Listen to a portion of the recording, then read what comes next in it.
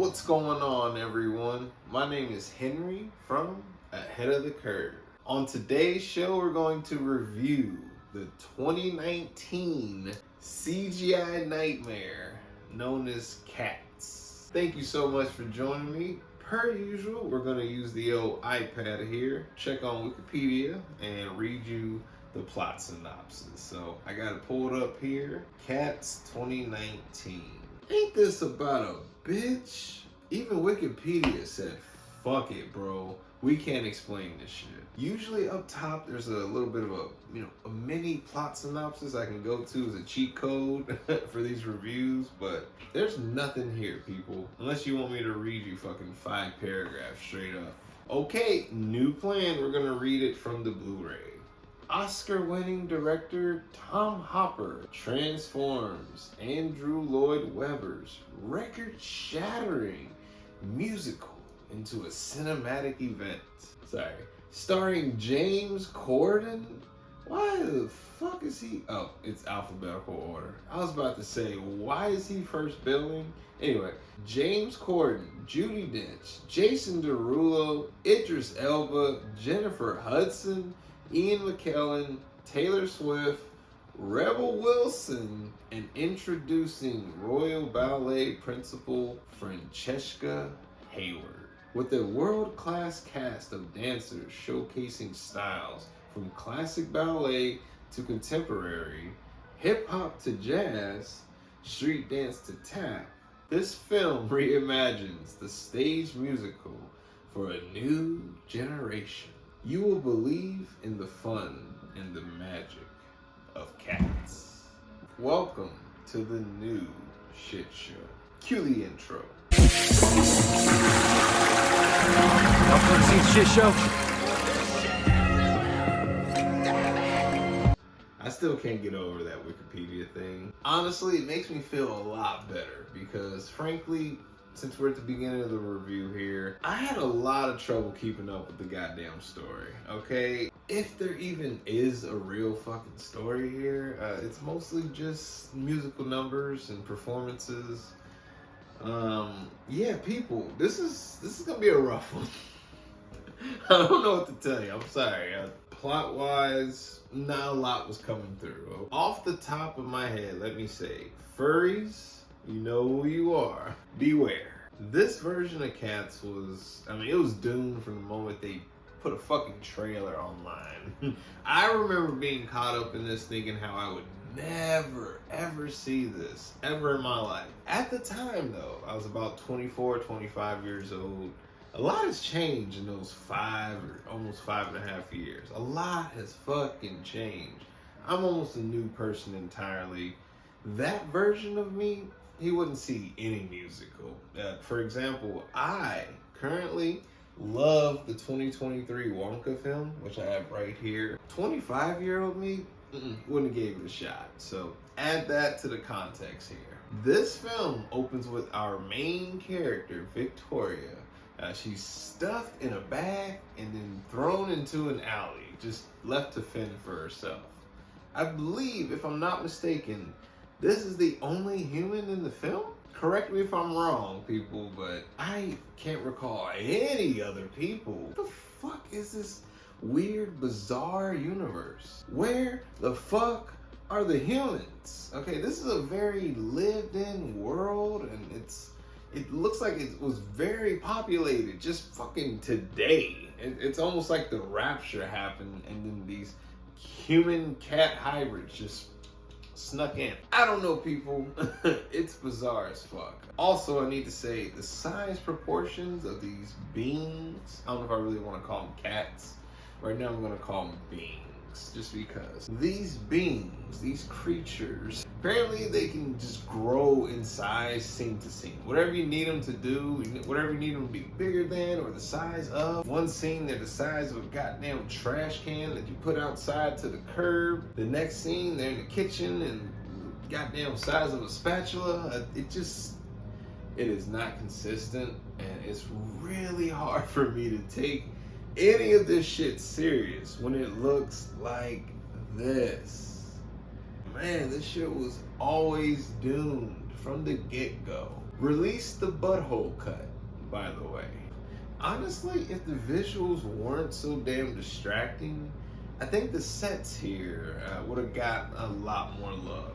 To be fair, most of it's CGI, but for the few sets that are actual practical, gotta say they actually sometimes make the best use of them. But it's gonna be hard to pick which one. I mean, I'm kind of like picking a needle in a stack of needles right now. But hey, I'm trying. So this story is told from our main character Victoria's eyes. She's sort of just there as we are reintroduced to a new cat who has a new song, and then we move on to the next one. That's mostly what's going on here. It is just song, pause for 2 minutes at most. Song, pause for 2 minutes at most. Song. You know what though? One thing about this weird world that we're currently in, apparently not only are the cats creative and performing and all this, did you think that was enough? No. We have dancing and singing rats. We have cockroaches who can also do the same thing. Like, this weird ecosystem it's so bizarre. In retrospect, they actually make the cats part look great. So there you go. I'll count that as a pro. I'm having trouble recalling if this takes place in a named city. It's, for some reason, everyone just adopts British accents, even ones who really shouldn't. Like, I don't know, Jason Derulo, Taylor Swift. Yeah, that really stands out. But I ended up liking his song, the first one that he performs. At that point in the film, it was probably my favorite. Not that that's saying much, because at that point I was not having a great time with these performances. But I had issues trying to keep up with Idris Elba's McCavity's character. This motherfucker can just Thanos snap people out of existence, and it happens early on where he displays this power, and immediately I'm just like, what the fuck just happened? Bitch just disappeared. Even though I'm trying my best to go with this, people, I really am. I want to expand the type of movies I review. I don't want to just end up doing like all horror, all action, all comedy. I want to have a diverse portfolio, for lack of a better term. But yeah, no, I definitely wanted to try my best. I mean, I went out of my way to buy this fucking thing, and I've never seen it in my life here, so I'm trying my best to go with it, people. Whenever there's a decent performance, something stupid will happen. Like, specifically one of the fat characters, like a James Corden or Rebel Wilson, you know, someone's gonna hit their balls or fall on their ass. It's just like, I mean, leave it to Melissa McCarthy. At this point in my notes, I'm like 45 minutes in here, people. I really couldn't tell you shit outside of, well, hey, this is simply not for me. It's weird as fuck. The songs aren't pulling me in, whether it's due to the performances or the actual melody of the songs themselves. I'm really just not following. I couldn't even tell you who's given a really good or really bad performance. Outside of a couple, of course. I mentioned Jason Derulo and Taylor Swift. Their accents are weird. But poor Dame Judi Dench and Sir Ian McKellen, who, hey, I'm gonna be honest with y'all, these people are fucking old. No shame to them, but it's not great. I'm sorry, they're not singers, and that's okay. They are actors. Let the people act. But yeah, it's an issue.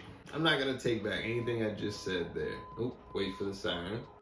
Performances, okay, so while those are not amazing performances, letting Jennifer Hudson shine as Grisabella, okay, I almost forgot her name, but she plays Grisabella in this film, letting her actually emote through this horrible CGI makeup, I don't know why I was able to see it through her character perform Memory. Which, even if you haven't seen Cats, you probably know this song, which I will not be playing at all right now. I'm not even gonna risk it. Way too big of a song. But yeah, you might have heard of that. I was laughing my ass off last year when they put this in the Marvels for a very special scene, which check that review out if you want to see something interesting. I don't know why interesting would be the selling point.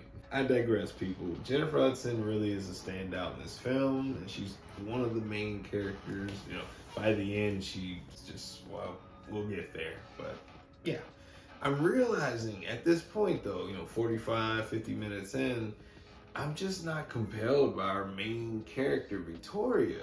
There's almost nothing here. She is almost a complete blank canvas. It's sad because she doesn't really speak much. She's sort of just thrown into a new location, introduced to a new cat, and sort of reacts to it. Yeah, that's pretty much it. There's nothing for me to cling on to, for me to dig my claws in, if you will.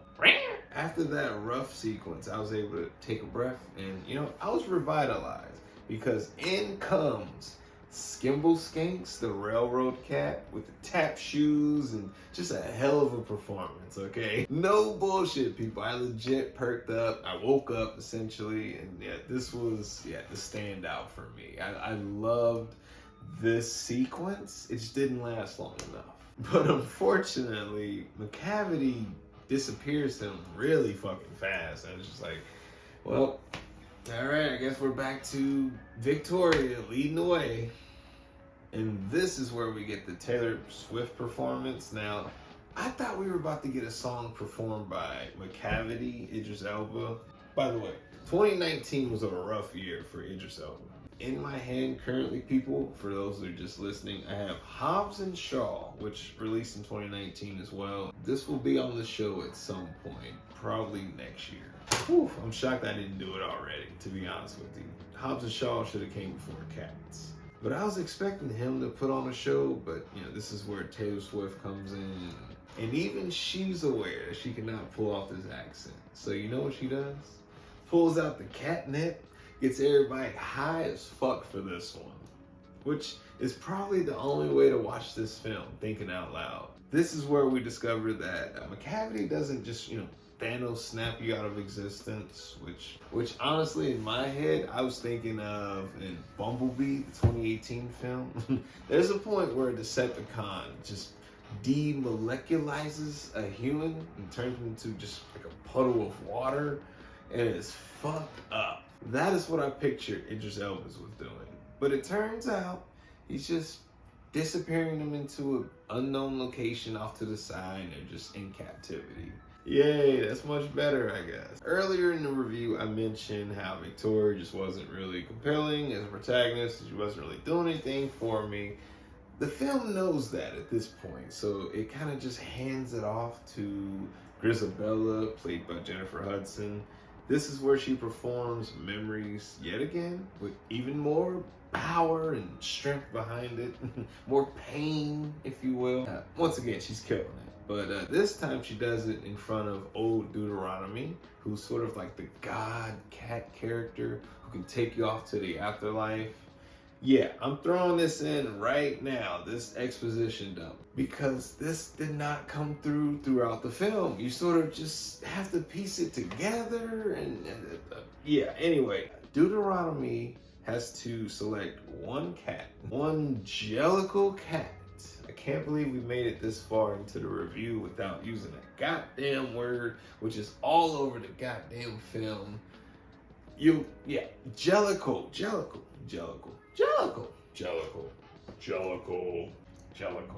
This performance gets everyone teary-eyed, and here's how she's selected. Now, the cynical in me, it looks like they're about to kill this motherfucker. I gotta be honest. This looks like some goddamn Midsummer shit. They put her ass in a goddamn hot air balloon, and I guess she's just gonna float away into nothing. My dumb ass is over on the sidelines, just laughing at the idea of, well, she's in a hot air balloon, and what if just suddenly it goes pop, and then they're like, you're dead. I mean, Jellicle now. But unfortunately, people, that is actually not where the movie ends. We have to have Dame Judi Dench staring into the camera, breaking the fourth wall, just singing to us for just a few minutes straight. And like, you had an ending already. You don't need this part. So with that being said, people, let's get into the rating, okay? I'm not satisfied with this movie at all. This is gonna take a long time for me to ever rewatch, but I will rewatch it someday. So let me say, it's not gonna get the worst rating we can give it. It's not gonna get a rating of fuck this movie. We're gonna go with waste of damn time. And I mean the lowest possible waste of damn time. It is one little hair over a fuck this movie.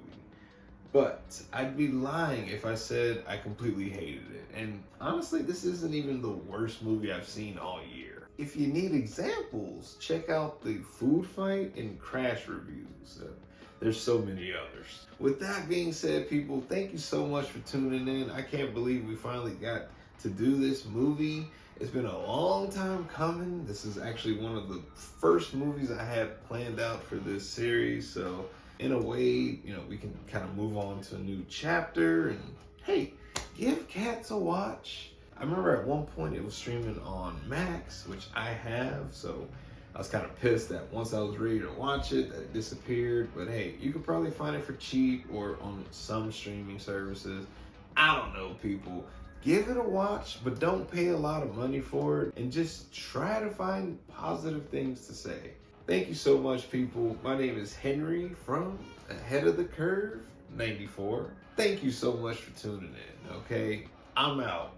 Deuces. Hey, it's me again, the guy from the thing you just watched. Or fell asleep on, and you know who you are. Either way, I just need to say thank you so much. You deserve a reward. So, here you go. And while we're here, please consider subscribing, leaving a comment, and most definitely check out another video. Perhaps this one right here, or maybe that one over there. The choice is entirely up to you. And that is the Ahead of the Curve promise.